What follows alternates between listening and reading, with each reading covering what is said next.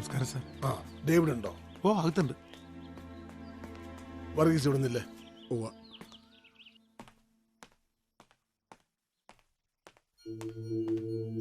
ഈശോയെ, ഇതാര്? ഇരുന്നാട്ടെ സാറേ. എന്റെ മോൻ അറുങ്കൊല ചെയ്യപ്പെട്ടു എന്നറിഞ്ഞ് എന്റെ വീട്ടിലെത്തിയത് ആയിരങ്ങളായിരുന്നു. അവരുടെ ഒന്നും മുന്നിൽ ഒരു നിമിഷം പോലും പതറാതെ നിന്നവനാ ഞാൻ. ഉള്ളിലെ കരച്ചില് 2 തുള്ളിയായി പുറത്തേക്ക് വന്നത് നിന്റെ മുന്നിലാ. അത് നിന്നോട് അത്ര സ്നേഹമുള്ളതുകൊണ്ടാ, എനിക്ക് ആ വാത്സല്യം ഉള്ളതുകൊണ്ടാ. പിഴയായി പോയ മൂത്ത മോന്റെ സ്ഥാനത്ത് നിന്റെ പോലൊരുത്തനെ ദൈവം തമ്പുരാൻ എനിക്ക് തന്നില്ലല്ലോ എന്ന് പലപ്പോഴും ആലോചിച്ചിട്ടുള്ളവനാ ഞാൻ. ആ എന്നോട് നീ ഇത് കാണിക്കാൻ പാടില്ലായിരുന്നു ഡേവിഡേ. അന്നമ്മച്ചേച്ചി, ഒരു കാപ്പിയെ കൊച്ചിന്റെ കയ്യിൽ കൊടുത്തു വിട്ടാട്ടെ. പഞ്ചസാര വേണ്ട. സൽക്കാരത്തിനുള്ള സമയമല്ല ഡേവിഡേ. എന്റെ മോനെ കൊന്ന പെൺകുച്ചിനെ നീ രക്ഷിക്കാൻ ശ്രമിക്കുന്ന എന്തിനാ? എന്താ നിനക്ക് എന്റെ ഉള്ളിലെ റോള് ഒന്നറിയണം.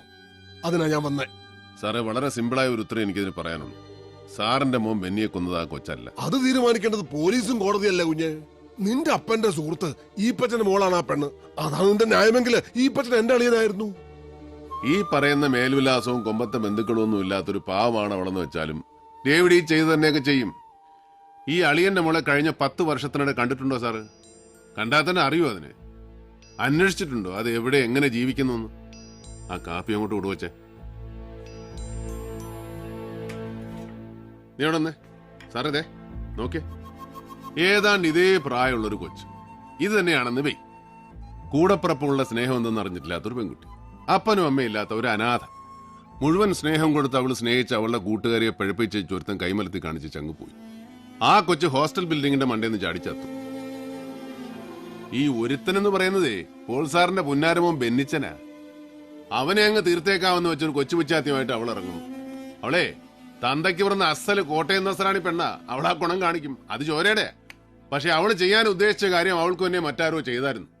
അതാരെന്ന് അന്വേഷിച്ച് കണ്ടുപിടിക്കുന്നതോ പോട്ടെ, അവളുടെ തലയിൽ ആ കുറ്റം ചാർത്തി ചടങ്ങ് തീർക്കാൻ ബന്ധപ്പെടുന്ന പോലീസും അതിന്റെ പിന്നെ മറഞ്ഞിരുന്ന് ചരട് വിളിക്കുന്ന ആളോ ആളുകളോ അതാരാണെന്ന് ഡേവിഡിന് അറിയണം. അത് നിന്റെ ജോലിയല്ല.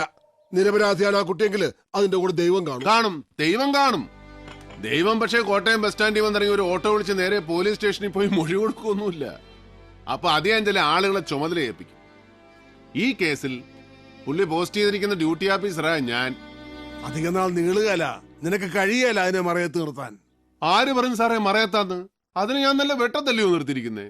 പിന്നെ ശരിയാ, ഒരു ദിവസം ഞാൻ ഹാജരാക്കും. നീതിയും ന്യായവും നടക്കുമെന്ന് എനിക്ക് ബോധ്യമുള്ള ഒരു സ്ഥലത്ത് ഞാൻ അവളെ കൊണ്ടുവന്ന് നിർത്തും. എടാ ചെറുക്ക, ഈ അവിവേകം കൊണ്ട് നീ സൃഷ്ടിക്കുന്ന ശത്രുവിന്റെ പേര് MC പോൾ എന്നാവുന്നത് നിനക്ക് ദോഷം ചെയ്യും. അതൊരു ബഹുമതിയാ, എനിക്കല്ല. മലങ്കര കോൺഗ്രസിന്റെ മാർപ്പാപ്പ MC പോളിന് അഹങ്കാരത്തോടെ പറയാം, എനിക്കൊരു ശത്രുവുണ്ട്, ഡേവിഡ് ജോൺ കൊട്ടാരത്തിൽ നിന്ന്. എനിക്ക് പക്ഷെ മറിച്ചാ തോന്നുന്നേ. ചിരക്കൂടെ മൂക്കാനുണ്ട് പോൾ സാറേ നിങ്ങൾ. മോനെ കുത്തിമലത്താൻ പോയവിടെ കയ്യിൽ നിന്ന് കാപ്പി വാങ്ങിച്ചു കുടിച്ചോണ്ട് പോകുന്ന പോക്ക് കണ്ടില്ലയോ?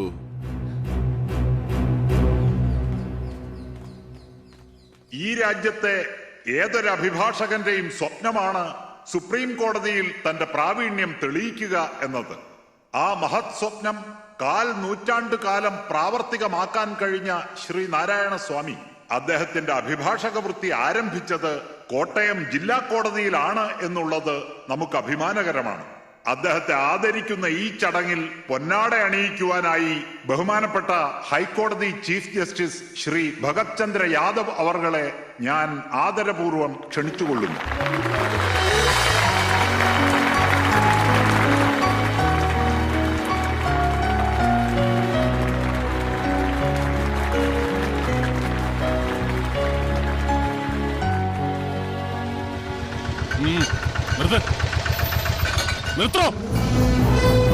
സോഡയാ സാറേ? രാജഗോപാൽ സാറേ, ക്ലബിലേക്കുള്ള സോഡയാ. Johnny sir. സർ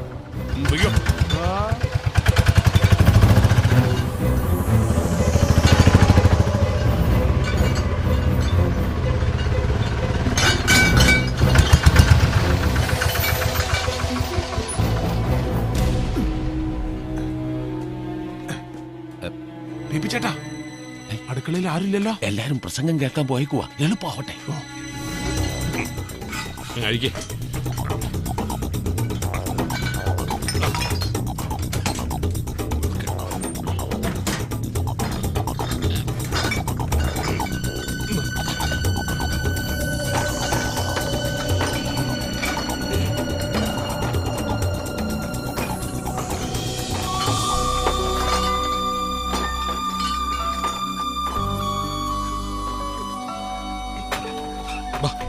വേഗം ഇറങ്ങി വാ വാ. ഇനി വാ. ചെല്ല്. ഇതിലെ പോ.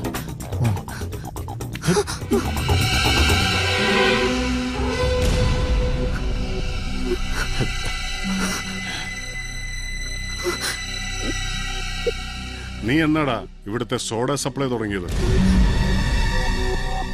എന്നെ വലിപ്പിക്കാനുള്ള ഈ കളിയില് തനിക്കൊക്കെ പങ്കുണ്ടല്ലേ?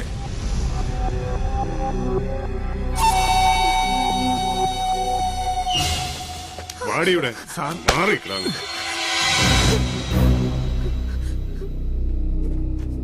അണ്ണാ അവളെ അങ്ങ് വിട്ടേക്ക്. ഉവ്വ വിട്ടു. 2 തവണ ഈ കൊച്ചുകാരനെ ഞാൻ ഫുള്ളായതാ. 2 താൻ എനിക്കിട്ട് വെച്ചു. ഇനിയും ഞാൻ ഇവിടെ വിടണം അല്ലാടോ? പറയുന്ന കേക്ക്. അവളെ ഞാൻ ഇവിടെ കൊണ്ടുവന്നെങ്കിൽ അതിനൊരു ഉദ്ദേശമുണ്ട്. ഡേവിഡ്, തന്നെയും കൂടി ഞാൻ പൊക്കേണ്ടതാ. ഞാനത് ചെയ്യാത്തത് ഇപ്പോഴും നിന്നെ എന്റെ ഫ്രണ്ടായി കാണുന്നോണ്ടാ. വട്ടമ്പക്കല്ലേ, എനിക്ക് തനി പോലീസുകാരനാകേണ്ടി വരും. അതിനു മുമ്പ് ഞാനൊരു തനി കോട്ടയം കുഞ്ഞച്ചനാവൂ. സുഖു, സ്റ്റോർ റൂമിന്റെ വാല ഉറക്കണം.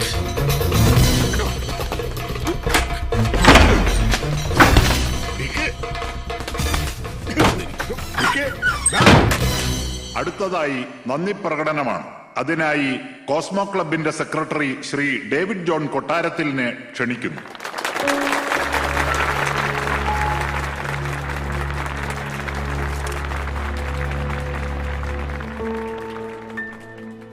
നീതിപീഠത്തിന്റെ പരമോന്നതിയിൽ ഉപവിഷ്ടരായിരിക്കുന്ന നിരവധി പേർക്ക് മുന്നിൽ അഭിഭാഷക വൃത്തിയുടെ അന്തസ് എന്നും ഉയർത്തിപ്പിടിച്ച് കർമ്മബദ്ധരായവരുടെ മുന്നിൽ ഞാൻ എന്താണ് പറയേണ്ടത്? നമ്മുടെ നീതിന്യായ വ്യവസ്ഥയെ, നീതി പരിപാലന വ്യവസ്ഥയെ അത്യധികം ആദരിക്കുന്ന ഒരു സാധാരണ പൗരനായ ഞാൻ ഈ അടുത്ത കാലത്തുണ്ടായ ചില സംഭവങ്ങളെ ആധാരമാക്കി, ശ്രേഷ്ഠരായ ചിലരുടെ പ്രസ്താവനകളെ ആധാരമാക്കി ചില സംശയങ്ങൾ ചോദിക്കുക. തെറ്റുണ്ടെങ്കിൽ ബഹുമാന്യ സദസ്സ് സദയം പൊറുക്കുക. ഈ മഹാരാജ്യത്തിലെ ഏറ്റവും വലിയ സായുധ അക്രമി സംഘം പോലീസാണെന്ന് 40 വർഷങ്ങൾക്ക് മുമ്പ് അലഹബാദ് ഹൈക്കോടതി ജഡ്ജിയായിരുന്ന MN മുള്ള ഒരു വിധിന്യായത്തിലൂടെ പ്രസ്താവിക്കുകയുണ്ടായി. 40 വർഷങ്ങൾക്ക് ശേഷം ഗുജറാത്തിലെ സൊറാബുദ്ദീനെ അയൽ സംസ്ഥാനത്തിലെ മാർബിൾ ലോബിയുടെ വാടക കൊലയാളികളുടെ രൂപത്തിൽ വന്ന് കൊലപ്പെടുത്തിയത് അവിടുത്തെ ഉയർന്ന പോലീസ് ഉദ്യോഗസ്ഥന്മാരാണ്. സൈക്കിളിൽ ഡബിൾ പോകുന്നവന്റെ പോക്കറ്റിൽ കൈയിടുന്ന മണൽ മാഫിയാക്കാരന്റെ ടിപ്പർ ലോറി ഓരോ ട്രിപ്പടിക്കുമ്പോഴും ഊഴം വെച്ച് പിച്ചക്കാശ് വാങ്ങുന്ന ചില ഏമാന്മാരെ നമുക്ക് മാപ്പ് കൊടുത്തു വിടാം. പക്ഷേ FIR തിരുത്തി നിരപരാധിയെ അപരാധിയാക്കുന്ന പോലീസ് ക്രിമിനലുകൾ ഇന്നും കാക്കിയിട്ട് നമ്മുടെ നേരെ മീശ വിരിക്കുന്നുണ്ട്. ഇവിടെ ഈ നിമിഷം നിങ്ങളുടെ മുന്നിൽ നിൽക്കുന്ന ഞാൻ ഒരു ക്രിമിനൽ കേസിലെ പ്രതിയാണ്. കുറ്റം ഒരു കൊലപാതക കേസിലെ പ്രൈം അക്യൂസ്ഡിനെ സംരക്ഷിച്ചു എന്നതാണ്. കൊലപാതക കേസിലെ പ്രതിയെന്ന് പോലീസ് പറയുന്ന പെൺകുട്ടിയെ സംരക്ഷിച്ചു എന്ന് ഞാനതിനെ തിരുത്തും. ആ പെൺകുട്ടിയെ ഈ സദസ്സിന് മുന്നിൽ ഞാൻ ഹാജരാക്കുന്നു. ബഹുമാന്യ നീതിപതികളെ, നിങ്ങൾ അതിന് സാക്ഷിയാണ്.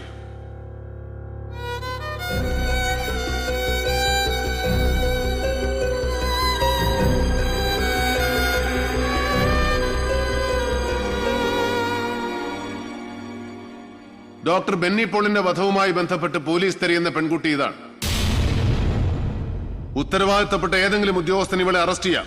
പക്ഷേ അത് അവളുടെ നിരപരാധിത്വം തെളിയിക്കാൻ വേണ്ടി ആകണമെന്ന് മാത്രം. അല്ലെങ്കിൽ നിങ്ങൾ സൃഷ്ടിക്കാൻ പോകുന്നത് മറ്റൊരു രക്തസാക്ഷിയാവാം. ബഹുമാനപ്പെട്ട സദസ്സിനെ ആ മഹത് വാക്യം ഞാൻ ഓർമ്മിപ്പിക്കുക. 1000 അപരാധികൾ രക്ഷപ്പെട്ടാലും ഒരു നിരപരാധി പോലും ശിക്ഷിക്കപ്പെടരുത്.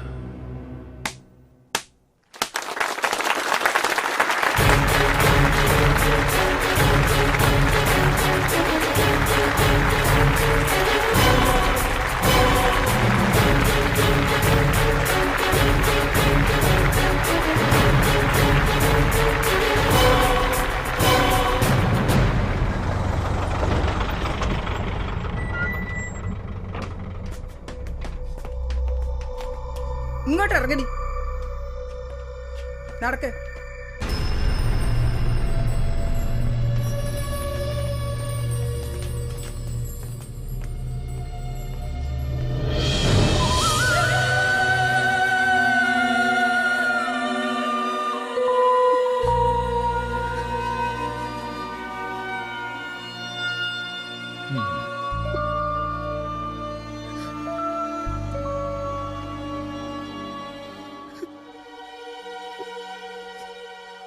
ധൈര്യം കൈവിടരുത്. ജീവിതത്തിൽ ഇങ്ങനൊരു എക്സ്പീരിയൻസ് കൂടി അങ്ങനെ കരുതിയാൽ മതി. എനിക്കൊരു ധൈര്യമില്ല സാർ ചേച്ചി, പേടിയാവുക.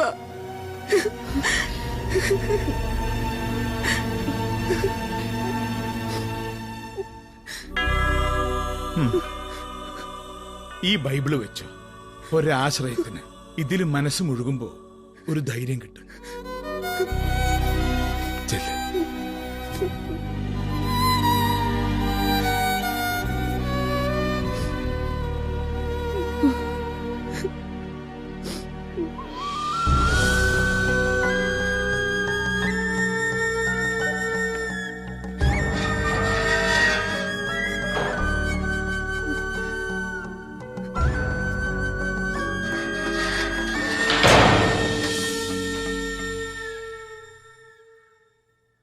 പോളിന്റെ മകനെ കൊന്നതുകൊണ്ട് ലാഭം ആർക്കാ? ആ വഴിക്കൊന്ന് ആലോചിച്ചേ. ലാഭമെന്ന് പറഞ്ഞാൽ കടുത്തുരുത്തി രസ്യത്ത് അത് കണ്ണുവച്ചവനായിരിക്കും. അപ്പൊ അത് നഷ്ടപ്പെട്ടവനോ? അത് പ്രതികാരം കൂടാ. ഇരുന്ന കസേരന്ന് പിടിച്ച് പുറത്തോട്ടിട്ടതിന്റെ അരിശം. അതായത് തനിക്ക് കിട്ടാത്തത് നീയും തിന്നണ്ടാന്ന്. അപ്പൊ ഉമ്മച്ചൻ തന്നെ. ബെന്നി പോളിന്റെ കൊലപാതകം തിരക്ക് വേറൊരുത്തം നടക്കുന്നുണ്ടല്ലോ. അവന്റെ ചേട്ടച്ചാര് സേവിച്ചൻ. അവനെ ഒന്ന് കണ്ടാലോ? അവൻ ഇരിക്കുന്നിടത്ത് പോയി അവനെ ഒന്ന് കാണാം.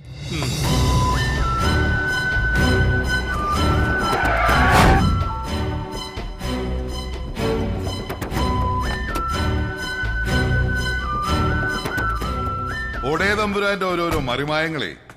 എന്റെ പിള്ളേരെ മീൻ മാർക്കറ്റിലിട്ട് നീ തല്ലിയന് നിനക്കൊരു മറുപടി തരല്ലോ എന്ന് ആലോചിച്ചോണ്ടിരിക്കുകയായിരുന്നു. അപ്പോഴാ നീ ഇവിടെ. പുലിമടയെ കയറി വെട്ടാൻ മാത്രം ചങ്കുറപ്പുണ്ടോടെ ഇവിടെ നിനക്ക്? ജോസെ, ഗേറ്റ് അടയ്ക്കടാ.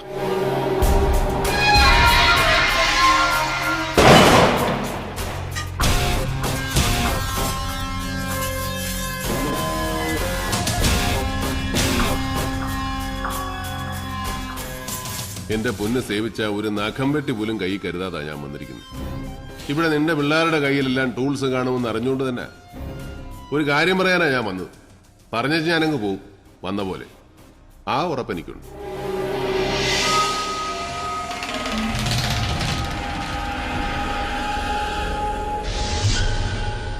എടാ മോനെ, നിന്റെ അനിയൻ ചെറുക്കനെ ആര് തട്ടി? അതറിയേണ്ടത് എന്റെ നിന്റെ ആവശ്യമാണ്. എനിക്ക് ആ പെങ്കൊച്ചിനെ രക്ഷിക്കണം. നിനക്കാണെ നിന്റെ കലി തീർക്കുകയും ചെയ്യാം. ഒന്നിൽ ആ പണി നടത്തിയത്, അല്ലെങ്കിൽ ആര് പണിഞ്ഞു എന്ന് അറിയാവുന്ന ഒരുത്തൻ ഇപ്പോഴും കളത്തിന് വെളിയിലുണ്ട്. അതാരാ? ഉമ്മച്ചൻ. അവനോ? നീ പറയുന്ന നേരാന്നോ? അവന്റെ പണ്ടം തോണ്ടി ഞാൻ വെളിയിലിടും. അവനെ ഞാനൊന്ന് കാണാൻ തീരുമാനിച്ചു. അവന്റെ വായിന്ന് സത്യം പുറത്തു വരുമ്പോ നീയും കൂടെ ഉണ്ടാവണമെന്ന് തോന്നി. എന്താ? ഞാൻ റെഡി. എന്നാ കേറ്.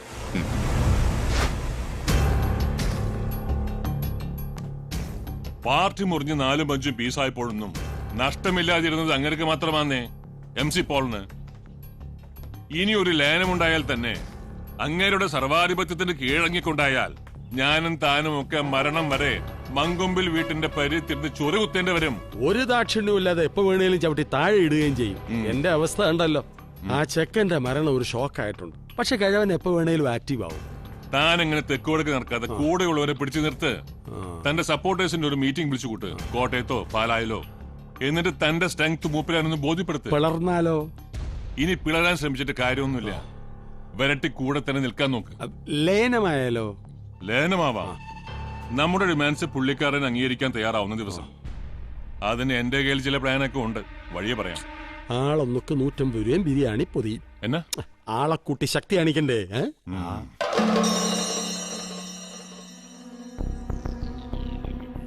ഉമ്മച്ചന്റെ വണ്ടി ഇപ്പൊ വെളിയിലോട്ട് വരും. അയാൾക്ക് എന്നെ തമ്പാന്റെ വീട്ടിക്കാര്യം. എടാ, മലങ്കര കോൺഗ്രസിന്റെ രാഷ്ട്രീയ കാര്യങ്ങളിൽ നീ ഇപ്പോഴും ശിശുവാ. നിന്റെ അപ്പൻ എന്ന് പറയുന്ന മലയെ തുറന്നു വീഴ്ത്താനാ ഈ പെരിച്ചാഴിയിൽ ഇടകിടക്ക് കാണുന്നേ. Common factor, common enemy. അത് MC പോള് മാത്രമാ. ഉമ്മച്ചൻ ഇറങ്ങി.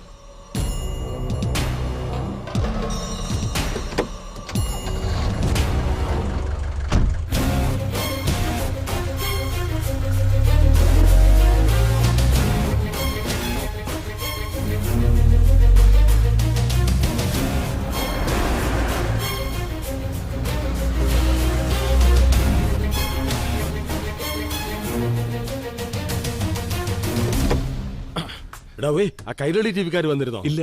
അവരെന്റെ ഒരു ഇന്റർവ്യൂ എടുക്കാൻ വരുമെന്നാ പറഞ്ഞിരുന്നേ. ആ അവരാണോ? നീ ഷടേന്ന് ഒരു വിസ്കി ഇങ്ങട്. ടി വിക്കാരുടെ മുമ്പിൽ ഇരിക്കാനുള്ളതല്ലേ, ഇച്ചിരി ഉള്ളിലുണ്ടാവുന്ന നല്ലതാ. പോ.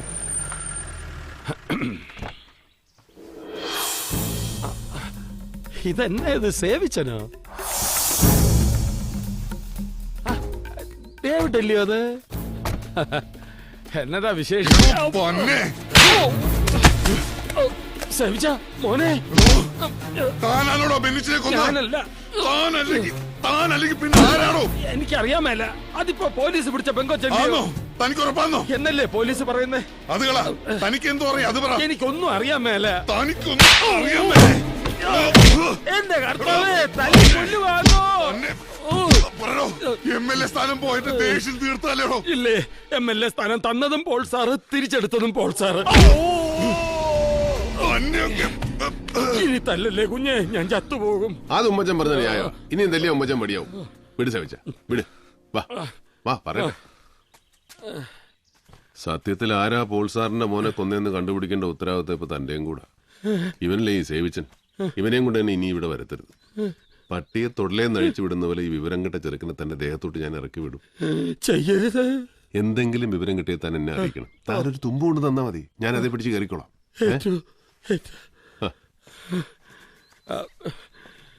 കണ്ണട